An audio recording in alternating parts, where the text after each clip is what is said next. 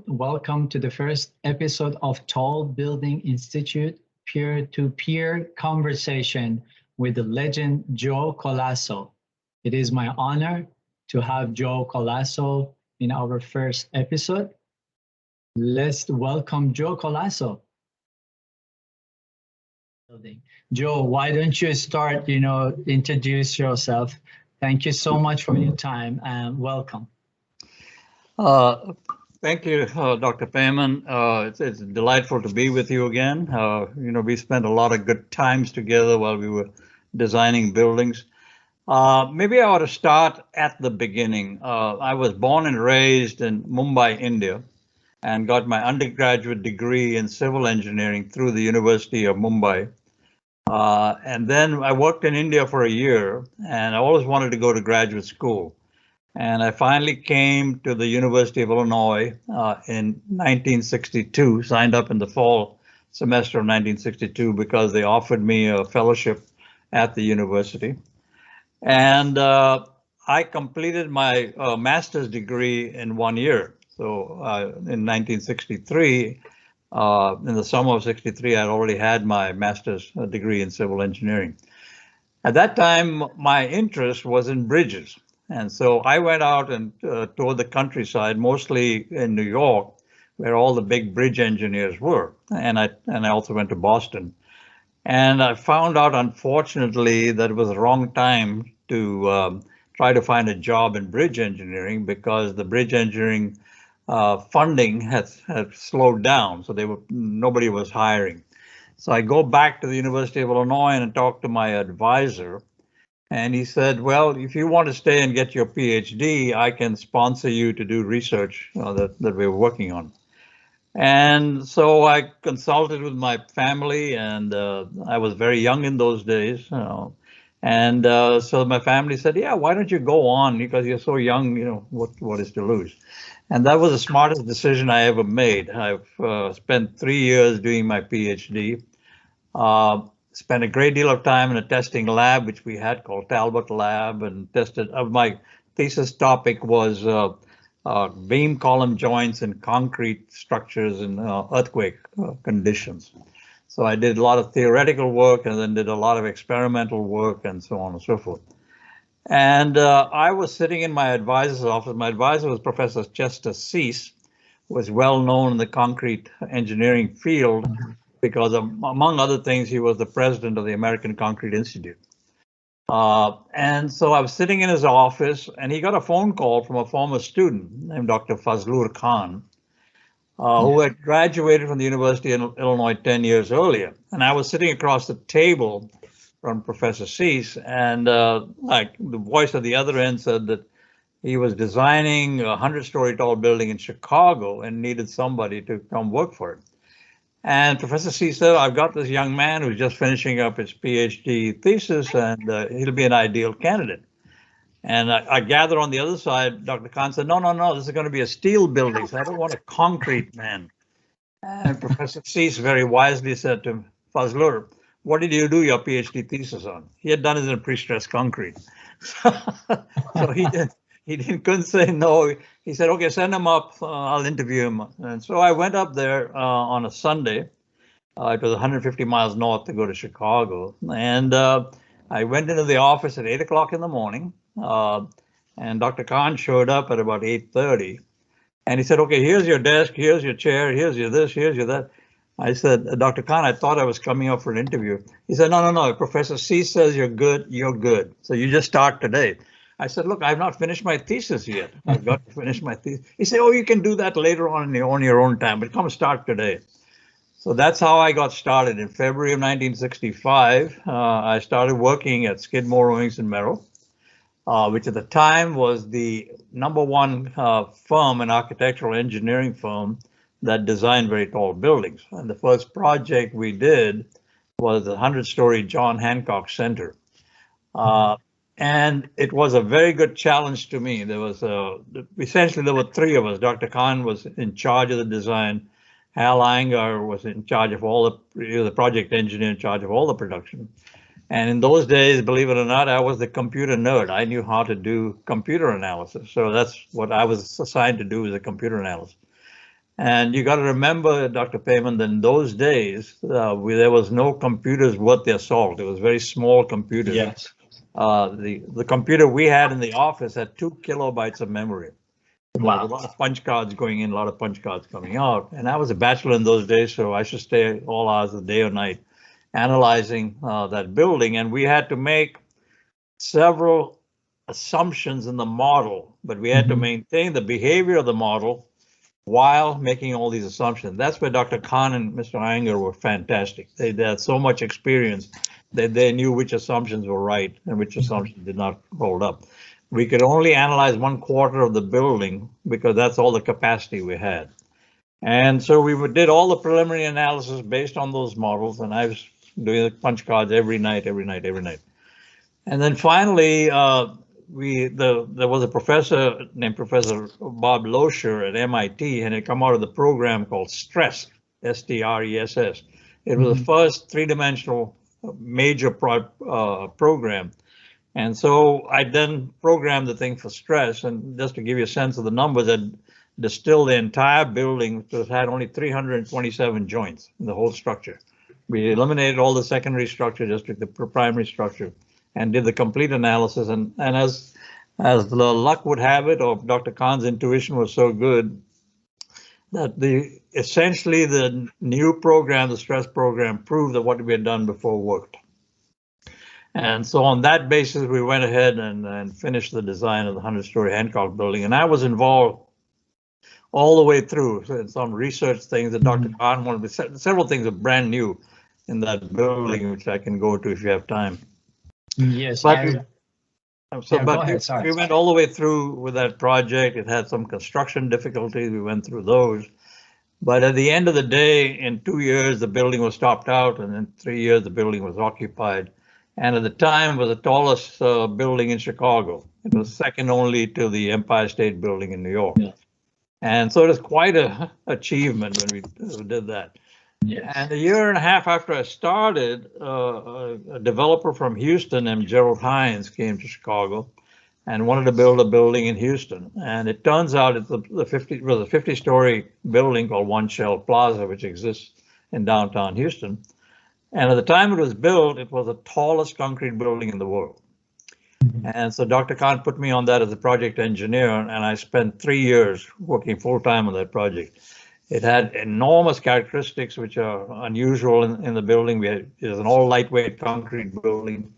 It had a 60-foot deep excavation with a mat foundation that was 8 foot 3 inches thick, very large mat foundation, which was the analysis of mats were in their infancy in those days, so we had to make a lot of good assumptions in order to make it work. I can imagine. Yeah. And then while I was working on that, Dr. Khan always had other things to do. So I designed a big stadium in Philadelphia called the Spectrum. We did a 16,000 seat stadium in 9 months, design and build. And I believe it cost $6.3 million. You won't believe that cost compared to what stadiums cost today. And then several other projects. The one momentous project was to do a 50-foot tall sculpture in downtown Chicago called the Picasso sculpture. And so that became the largest outdoor sculpture at that time in the United States. And it was quite a interesting challenge because sculptures are not something you can define in engineering terms. They're all very random geometries and so on and so forth. So I stayed in Chicago for about 4 years. And then I moved to Houston and joined one firm. And 3 years later, we started a company called CBM Engineers, which you're familiar with because you became part of our family. And for 30 years, we designed tall buildings everywhere. So I can go through some of those if you want to go through those. Yeah, thank you so much. That was great. I think the brief, I know you've been part of the most iconic tall buildings worldwide, and especially the Burj Khalifa, which is the tallest building in the world currently.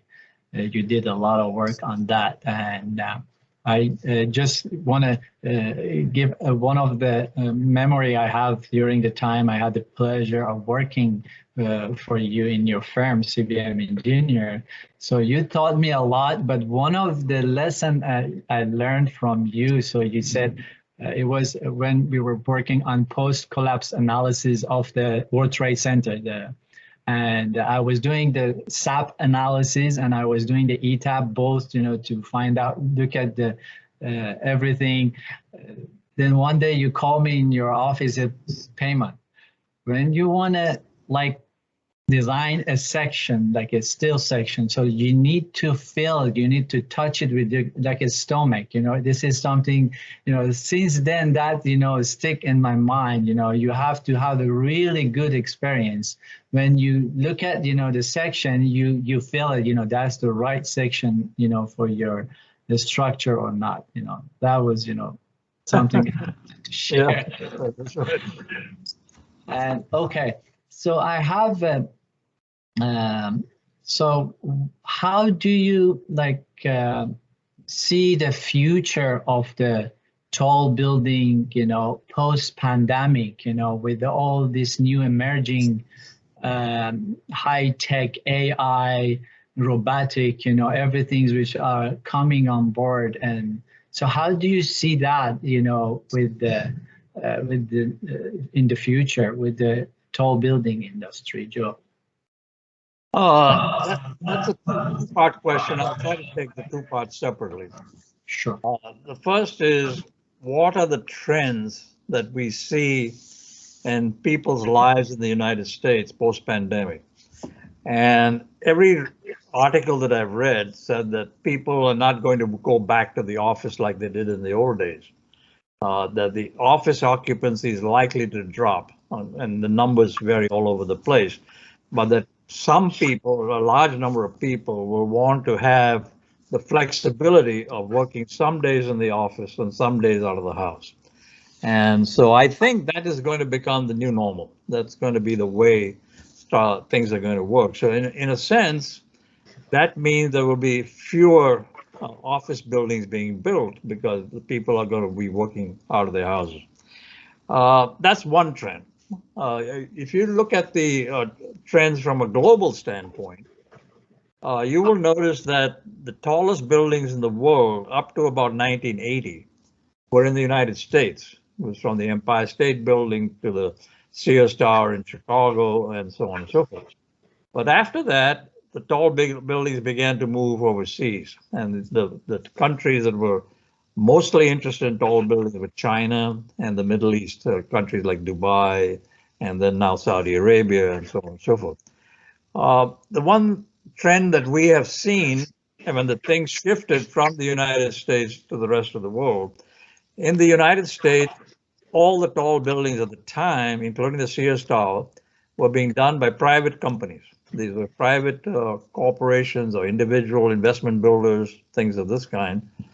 But when it shifted overseas, then it was either a governmental institution or, in the case of the Middle East, was a prince or a royal family or something like that that wanted to build the buildings. And the emphasis shifted from the tall building being an economic engine to being a matter of prestige. For example, the first building that supposedly broke into the tall building category after the Sears Tower was built was the Petronas Towers in Kuala Lumpur. And they were a little bit taller than the Sears because they put a big spire on top of the building. Mm-hmm. But that was a government enterprise. It was not a private company. The government of Malaysia wanted to have the tallest building in the world for prestige reasons. And so that's why they went ahead. And ever since that time, if you think about every other tall building, it's always been some governmental entity that has done the project, 101 Taipei or Shanghai Financial Center, the Burj Khalifa, and so on and so forth. Even the one that they're promoting right now in Saudi Arabia, which is about 2/3 built, that's also being sponsored by the royal family of Saudi Arabia. So the emphasis is shifting from commercial enterprise to mostly a prestige enterprise. And but now, just as a cautionary tale, I believe the government of China has now said that they're building these buildings and nobody can afford to occupy the space because the rents have to be so high. And they're putting a moratorium on just building tall buildings for the sake of tall buildings. They have to come to some kind of reality. So that's one side of the story. The other side of the story that I like to discuss primarily with my students is I say, you know, what is happening to the world is the population of the world is rising. When I was born in 1940, the population of the world was 3.5 billion. Mhm. Now you fast forward 80 years later, the population is close to 8 billion. That means we've more than double the population of the world. That's one factor you have to take into account. The second factor is the growth of urbanization. A lot of these people are moving into the cities because that's where the jobs are, that's where the financial institutions are, and so on. So the only way you can handle that is to build taller. You've got to keep going up and up and up because there's no way that you can accommodate so many more people coming into. So when I was growing up, a very large city was like London or New York, which had 10 million people. Now you go to China, and there's at least 20 or 30 cities that have got more than 10 million people.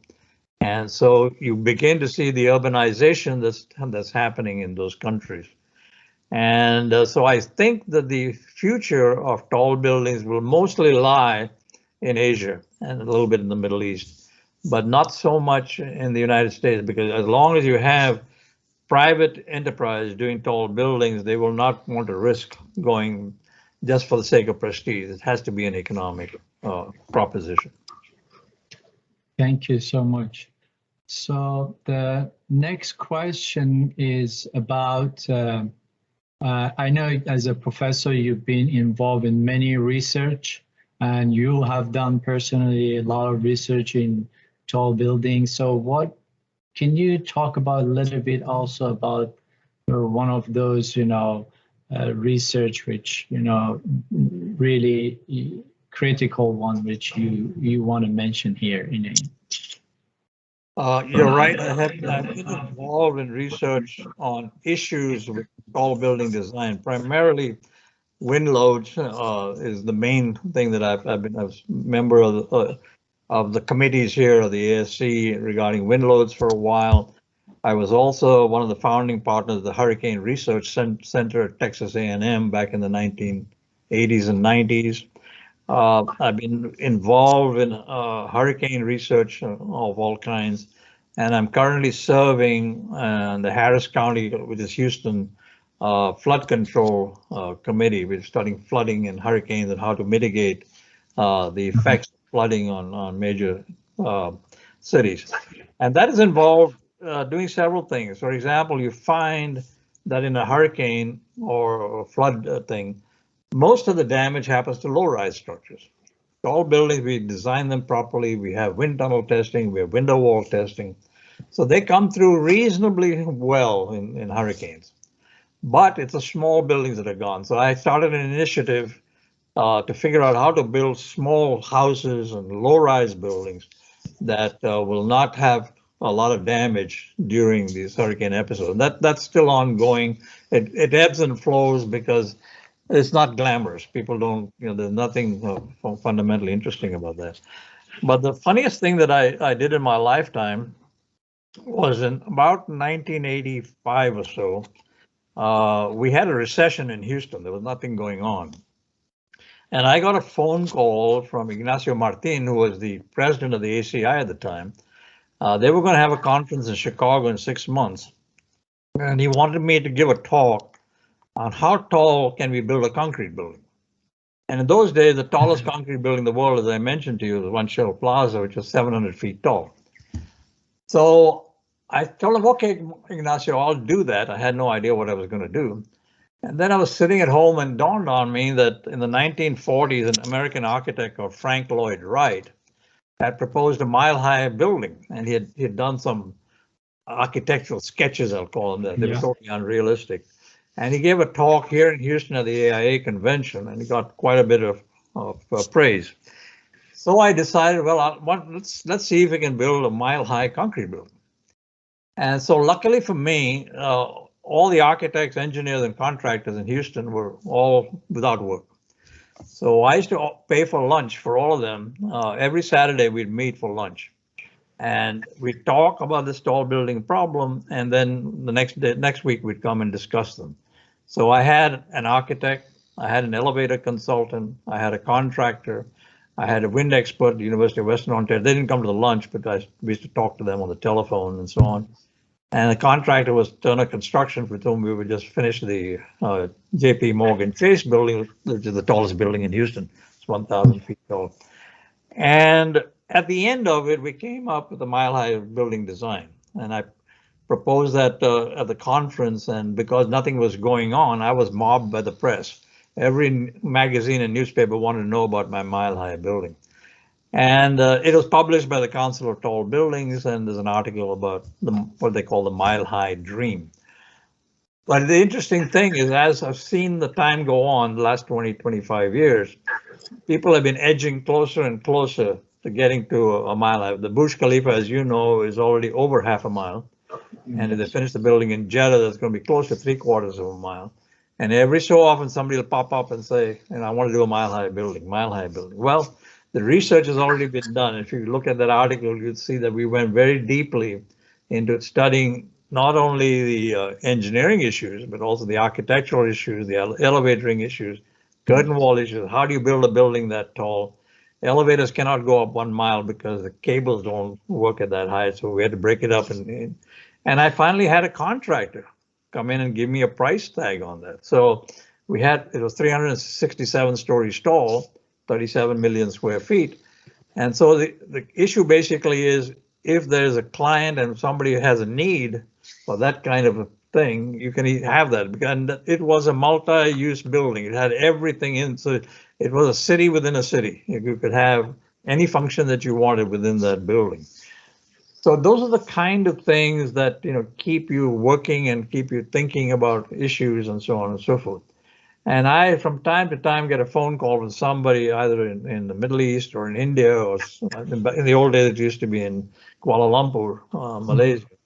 And they will ask me about issues like this. So it comes to life, and not in my generation, but in your generation, they will get very close to the mile-high dream. Yes. I'm reasonably sure of that. Yes, with this also the technology has, evolving and tremendous, it's so fast, how we're going, moving Correct. forward. Yes. So, okay, we go to I think because of the time, I'm trying to limit, I know we can go on, on and for hours and would love to have, but your time is the limit. I know we have to make it in 20 minutes. So the last question I would like to ask is about what kind of advice and what recommendation you have for younger generation and those students, in field of structural engineering or architects, who they have really, those who they have passion in tall building. What recommendation or advice do you have for them? The one advice I'll give young aspiring engineers and architects is the best way to learn about the issues involved in tall buildings is to apprentice yourself to somebody who's very, very good. I was very lucky to get Dr. Fazlur Khan, who was the most brilliant engineer that we've had in this country. And Peyman, what he did was not only, he had the concepts right, this concept is very important, but he also got down to the details. He wanted every detail to be checked. And we spent a lot of time working on details. And he would come in on Friday and say, oh, you need to look at this issue. Like motion perception, for example, was hardly even talked about in those days. We ran tests at the museum in Chicago and got the first test results on what motion perception, or what are the limits of motion perception of different people in different positions, young, old, male, female, and all that sort of stuff.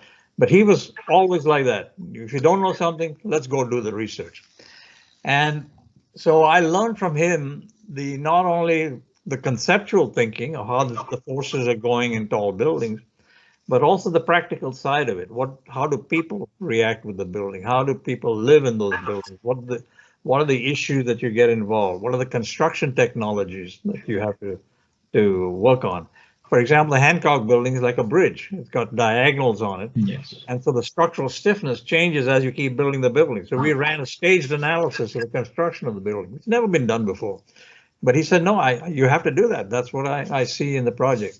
Temperature changes and so on. So the advice I'd give to young students or young people coming into the profession is, first of all, apprentice yourself and learn the details of what makes a building work, not just for a structural standpoint, but from an architectural standpoint, MEP standpoint, construction costs, construction technology, and so on and so forth.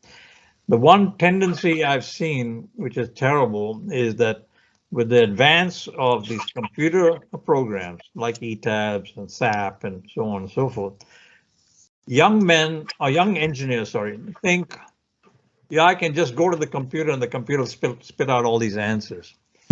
And I cannot tell you the number of projects where I've done a peer review where the concepts are wrong. There's something fundamentally wrong with the way the building's been put together.